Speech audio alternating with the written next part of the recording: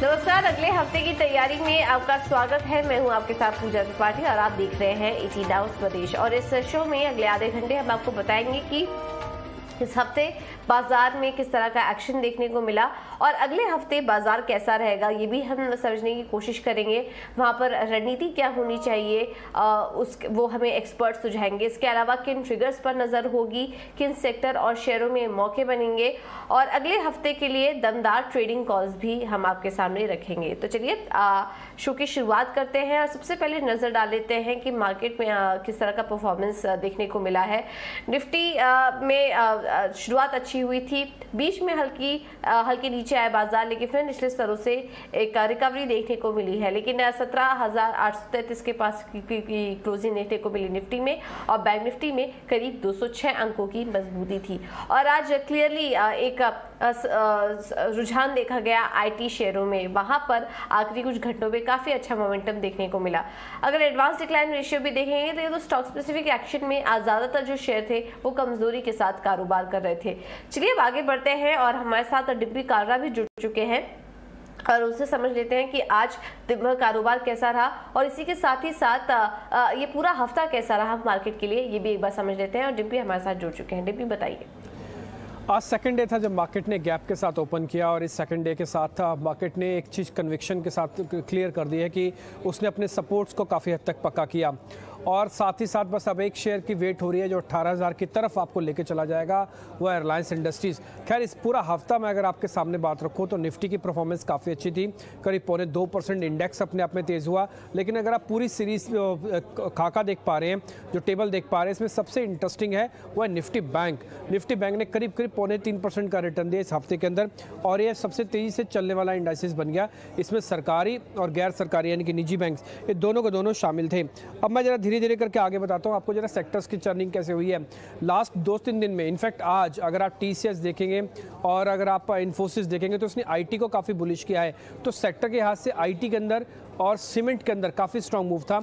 इसलिए आप हफ्ते भर के जो शेयर्स की लिस्ट इस समय अपनी स्क्रीन पे देख पा रहे हैं जिन्होंने बेहतर रिटर्न दिया, उसमें आपको आईटी और सीमेंट कंपनीज अच्छे से दिखेंगी। श्री सीमेंट ने करीब 16% तक का रिटर्न दिया। टेक महिंद्रा ने भी काफ़ी ठीक ठाक रिटर्न आपको देते हुए दिखा।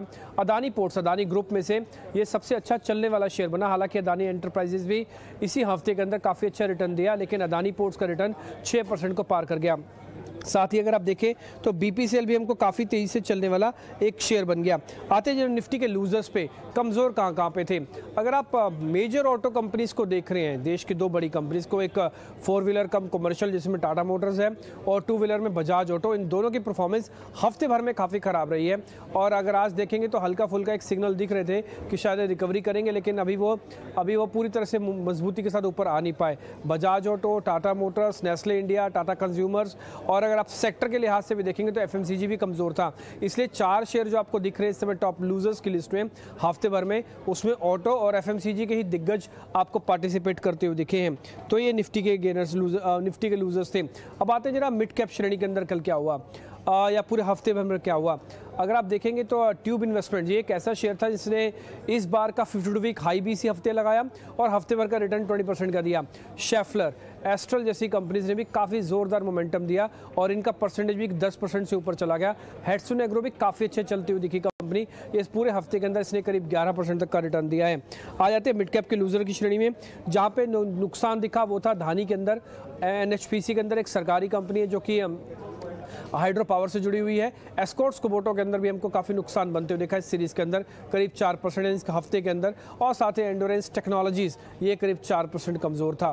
तो मिड कैप श्रेणी के अंदर अगर आप देखेंगे तो कुछ हद तक शेयर जो कि कॉमोडिटी बेस्ड हैं या फिर जहाँ पे कहीं ना कहीं सीमेंट का, ऑटो एंसिलरीज का प्ले था, वो काफ़ी अच्छे से चलते हुए दिखे हैं। बिल्कुल, बहुत बहुत शुक्रिया डिम्पी ये सारी जानकारी देने के लिए। तो ये हमने मार्केट का परफॉर्मेंस आज बताया और इस हफ्ते पूरे हफ्ते किस तरह का प्रदर्शन रहा बाजार में ये भी हमने आपको बताया।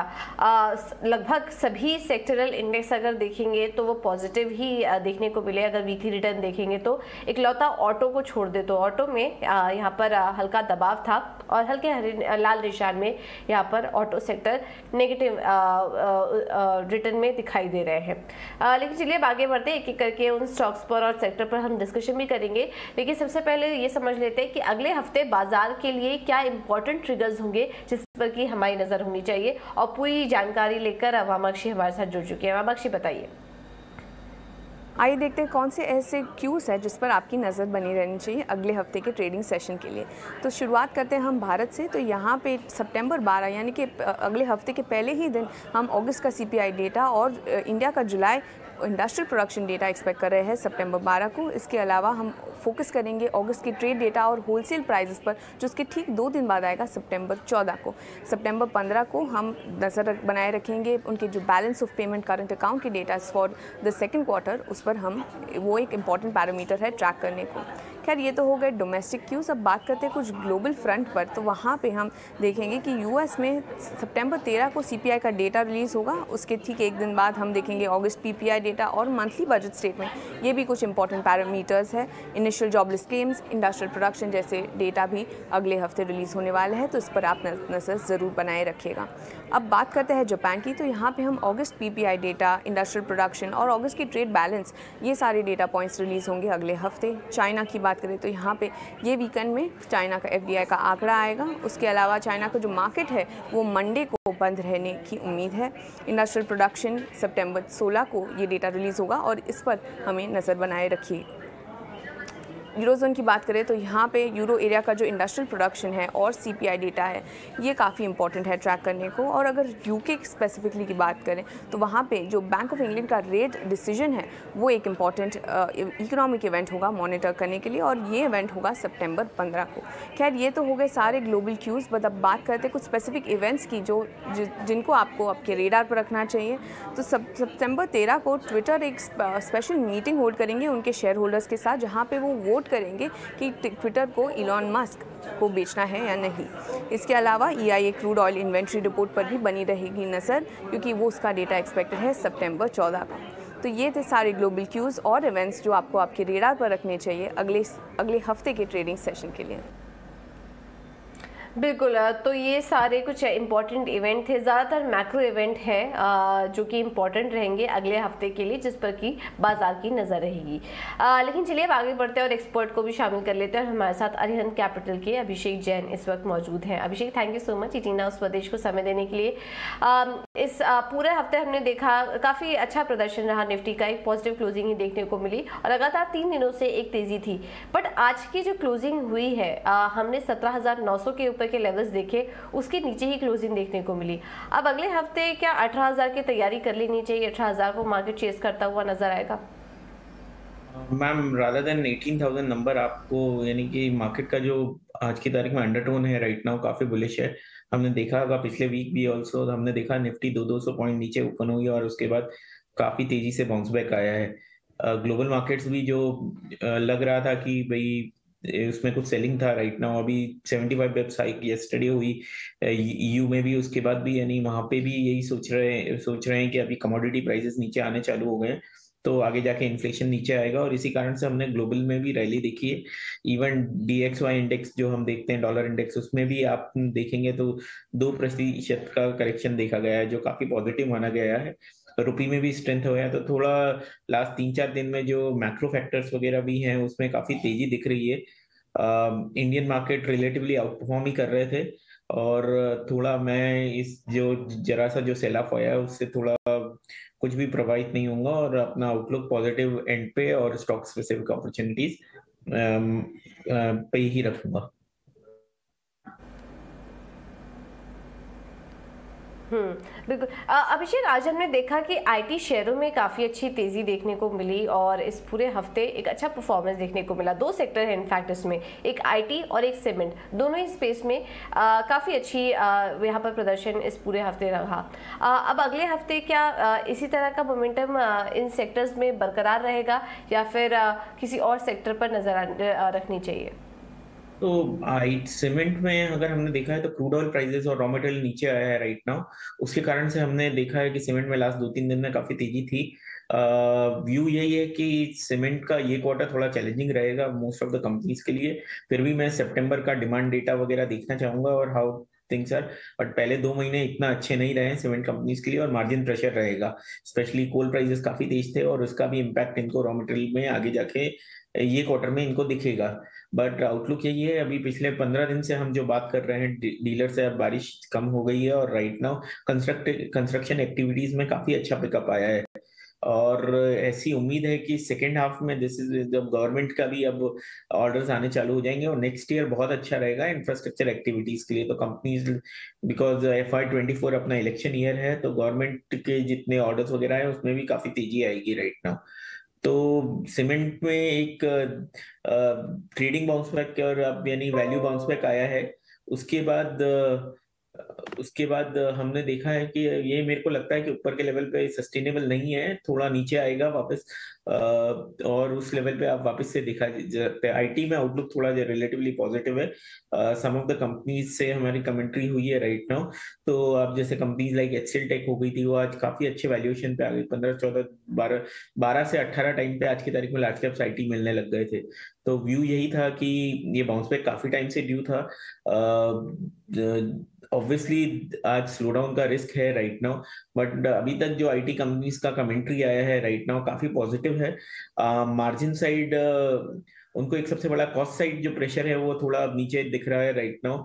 तो जो आप एट्रिशन और वो दूसरी चीजों पे है राइट नाउ, उसमें इम्पैक्ट अब धीरे आया है। और इसमें जो अभी तक कॉन्ट्रैक्ट्स कैंसिलेशन अभी कुछ ऐसा देखने में नहीं आया है राइट नाउ। जो आप यूरोप और US के रिसेशन थ्योरीज जो मार्केट में चल रही है, उसके कारण से एक कंसर्न था कि आईटी कंपनीज में यही आएगा। आईटी में मेरे को लगता है कि कंपनीज लाइक HCL टेक हो गई, विप्रो हो गया और टेक महिंद्रा हो गई, ये सब companies large cap companies relatively बेहतर परफॉर्मेंस करेंगी। और व्यू यही है कि आप आईटी में रहना है तो या तो लार्ज कैप्स में रहिए और स्मॉल कैप में थोड़ा रिलेटिवली कम अपना एलोकेशन करें। और सेक्टर वाइज बिल्कुल।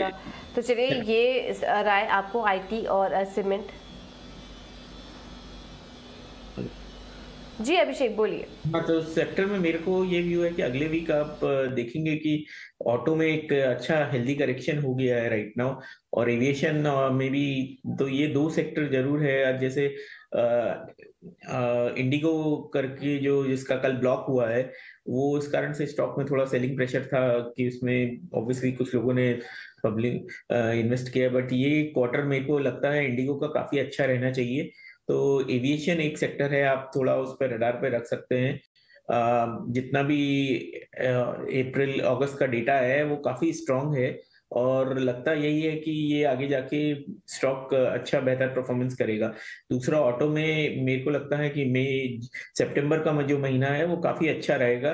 Specially companies like hero MotoCorp हो गई, आयशर हो गई, इवन बजाज का आप डोमेस्टिक सेल्स देखेंगे तो थोड़ा बेहतर रहना चाहिए। एक्सपोर्ट्स में जरूर उनका प्रेशर रहेगा। और इसमें अब जैसी बातें चल रही, हीरो मोटोकॉर्प अपना ईवी लॉन्च करेगी और मार्जिन्स में भी मेरे को लगता है कि ये क्वार्टर से मार्जिन्स में आपको काफी बेहतर दिखेंगे राइट नाउ, क्योंकि उन्होंने ऑलरेडी प्राइस हाइक ले ली है और उसका आगे जाके रॉ मटेरियल नीचे आने का उनको बेनिफिट मिलेगा। कंपनीज लाइक ऑटो सेक्टर पे आप डेफिनेटली आप राय रख सकते हैं।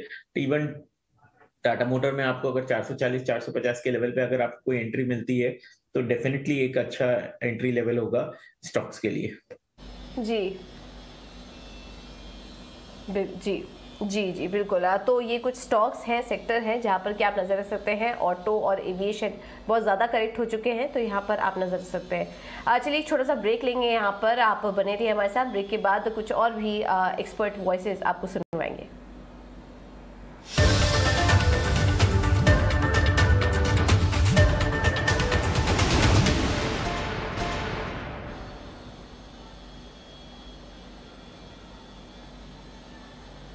ब्रेक के बाद आपका स्वागत है। और चलिए अब कुछ और भी मार्केट एक्सपर्ट्स के व्यू आपको सुनवा देते हैं। इक्विटाइज इन्वेस्टमेंट कंसल्टेंसी के सिद्धार्थ भाइया ने हमसे खास बातचीत में कहा कि लंबी अवधि के नजरिए से निवेश करें, अच्छे फंडामेंटल वाली कंपनियों में निवेश के बेहतर मौके हैं।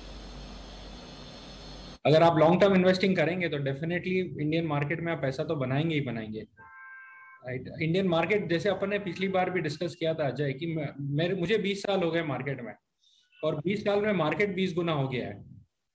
2800 था जिस दिन मैंने 2001 में 9/11 के दिन, और आज 60,000 है सेंसेक्स। तो पैसा बनाना है, ये आसान है, बहुत ज्यादा डिफिकल्ट नहीं है, एज लॉन्ग एज आप सेंसिबल इन्वेस्टिंग करेंगे। हमारा ऑब्जेक्टिव है कि हमें बड़ी कंपनी चाहिए छोटे मार्केट कैप में, बड़ी पे कंपनी चाहिए छोटे मार्केट कैप में। सो अब मार्केट कैप बड़ा हो सकता है लेकिन वो कंपनी छोटी होगी, तो इवेंचुअली उसका मार्केट कैप कम हो जाएगा। लेकिन अगर कंपनी का मार्केट कैप बड़ा है, रेवेन्यूज बड़े हैं, प्रॉफिटेबिलिटी बड़े हैं, तो और मार्केट कैप कम है, तो इवेंचुअली चांसेस ज्यादा है कि आपका पी रेटिंग हो जाएगा और कंपनी बड़ी हो जाएगी। सो वो हमारा सबसे बड़ा फिल्टर क्राइटेरिया है कि हम 500 करोड़ के ऊपर जितनी भी कंपनीज है उनको एनालाइज करते हैं on an average her quarter के बेसिस पे।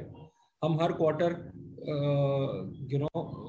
स्क्रीनर्स रन करते हैं for revenue growth, profit growth, वो सब करके फिर at the end of the day low P multiple पे अगर आप स्टॉक खरीदोगे, अच्छी growing company, the largest company in a sector, तो आप 100% पैसा बनाओगे। बिल्कुल। और सीमेंट कंपनियों की मुश्किलें अब बढ़ सकती हैं। इस महीने 29 से 30 तारीख को सीसीआई ने कार्टलाइजेशन मामले में पेश होने को कहा है। इस खबर पर एक्सक्लूसिव डिटेल के साथ मेघना जुड़ चुकी है। मेघना, बताइए। जी, जो सूत्र जानकारी दे रहे हैं कि कंपटीशन कमीशन ने सीमेंट कंपनीज़ को इस मंथ के 29 और 30 को बुलाया है हियरिंग के लिए, जो इनकी इन्वेस्टिगेशन रिपोर्ट है कार्टलाइजेशन को लेके। ये हम जानते हैं कि सीसीआई जो है इन्वेस्टिगेट कर रहा था कार्टलाइजेशन के जो कंप्लेंट्स थे सीमेंट सेक्टर कंपनीज़ पर, और उसकी रिपोर्ट भी फाइनलाइज होके कमीशन को सौंप दी गई थी। उसी पर हियरिंग के लिए 29 और 30 को मेजर सीमेंट कंपनीज़ को बुलाया गया है, जिसमें से ACC, Ambuja cement, UltraTech cement, Dalmia cement, Shree cement को आने की उम्मीद है। जो सूत्र बता रहे हैं कि रिपोर्ट में ये प्राइमा फेसी पाया गया है कि वो जो कुछ प्रोविजंस हैं कंपटीशन एक्ट को, उनको ये कंपनीज वायलेट करती हैं और प्राइस कोऑर्डिनेशन में और कार्टलाइजेशन में इंडल्ज करती हैं। ये प्राइमा फेसी रिपोर्ट में पाया गया है। इसलिए ये 29 और 30 को जो हियरिंग होगी उसमें कंपनीज को बुला के उनका एक्सप्लेनेशन सुना जाएगा, और उसके बाद अगर पाया जाता है कि ये इन्वेस्टिगेशन के फाइंडिंग्स सही हैं तो उन पर पेनल्टी भी लग सकती है। और जो फाइनल जजमेंट है कंपटीशन कमीशन का वो अक्टूबर में आने की उम्मीद है, ये सूत्र कंफर्म कर रहे हैं। ये भी याद रखिए कि ये पहली बार नहीं है जब सीमेंट कंपनीज पर कार्टलाइजेशन के एलिगेशंस लगे हैं। 2016 में इनफैक्ट कंपटीशन कमीशन ने 6,300 करोड़ का फाइन भी लगा चुकी है कमीशन इन सीमेंट कंपनीज पे कार्टलाइजेशन के लिए, जिसको ये सुप्रीम कोर्ट ने बाद में स्टे कर दिया था। लेकिन ये जो एलिगेशंस हैं ये पहले भी प्रूव हुए थे। तो अब देखना रहेगा 29 और 30 को जब हियरिंग होती है उसके बाद फाइनल जजमेंट में क्या निकल के आता है। और इस बीच पीआई इंडस्ट्रीज और ग्रैन्युल्स इंडिया से जुड़ी बड़ी एक्सक्लूसिव खबर है। ग्रैन्युल्स में प्रमोटर का हिस्सा खरीद सकती है पीआई इंडस्ट्रीज। खबर और डिटेल्स के साथ जुड़ चुके हैं शरद दुबे। शरद, बताइए क्या जानकारी है आपके पास? जी हाँ, फोकस में रहने वाला है पीआई इंडस्ट्रीज़ और ग्रैन्युल्स इंडिया। यहाँ पे हमारे सोर्सेस कह रहे हैं कि पीआई इंडस्ट्रीज़ जो है इन टॉक्स है ग्रैन्युल्स के साथ, जहाँ पे वो ग्रैन्युल्स इंडिया के प्रमोटर स्टेक को बाय आउट कर दे। अब इनिशियल डिस्कशन जो है दोनों कंपनी के बीच ऑलरेडी हो चुका है और ग्रैन्युल्स प्रमोटर्स का लगभग 42% स्टेक जो है आप कह सकते हैं कंपनी में है, जिसका वैल्यूएशन 3200 करोड़ रुपीज़ का है। दोनों कंपनीज़ को हमने जो है ईमेल इंक्वायरीज़ भेजी थी लेकिन कोई रिप्लाई नहीं आया। और बात करते हैं पीआई इंडस्ट्रीज़ की जो फोकस में रहेगा, क्योंकि उनकी एक्विजिशन की जो है एक प्लान थी फार्मा कंपनीज़ की, उस पर हम फोकस करते हैं। साल 2020 में QIP के ज़रिए जो है लगभग 2000 करोड़ का जो है उन्होंने फंड्स जुटाए, और ये फंड्स जो थे ऑर्गेनिक और इनऑर्गेनिक एक्सपेंशंस के लिए लगाने वाले थे। लेकिन 2021 में एक घटना हुई जहाँ पे उनकी जो इंडस्विफ्ट लैब्स की API बिजनेस है, लगभग 1530 करोड़ का डील होने वाला था, वो डील आगे नहीं हो पाया और ये बिजनेस ट्रांसफ़र एग्रीमेंट जो था इन दोनों पार्टी में इस API बिजनेस को खरीदने के लिए, वो टर्मिनेट हो गया। तो इसका मतलब है कि पीआई इंडस्ट्रीज़ जो है जो QIP की प्रोसीड्स है जो ऑलरेडी उनके पास है उसको वो यूज़ कर सकती है फार्मा के डील्स पे और इस ग्रैन्युल्स डील्स के लिए भी। और बाजार भी एक्सपेक्ट कर रहा है कि अगले 1 से या 2 क्वार्टर में जो है अब फार्मा एक्विजिशंस देखने मिल सकता है। बिल्कुल, बहुत बहुत शुक्रिया शरद ये सारी जानकारी देने के लिए। चलिए अब आपको कुछ एक्सपर्ट के कॉल्स भी बता देते हैं। हमारे साथ अरिहंत कैपिटल के अभिषेक जैन जुड़े थे और अगर फंडामेंटल लिहाज से देखें तो उनकी कुछ पिक्स जो है वो आपको पहले बता देते हैं। 1 साल के अवधि से आप मनप्पुरम फाइनेंस में खरीदारी कर सकते हैं 140 के टारगेट के लिए, और पिटी इंजीनियरिंग में भी इनकी खरीदारी करने की राय है और यहाँ पर ये अगले 1 साल के लिए 450 का लक्ष्य देख रहे हैं। तो ये 2 कॉल्स अभिषेक जैन की तरफ से।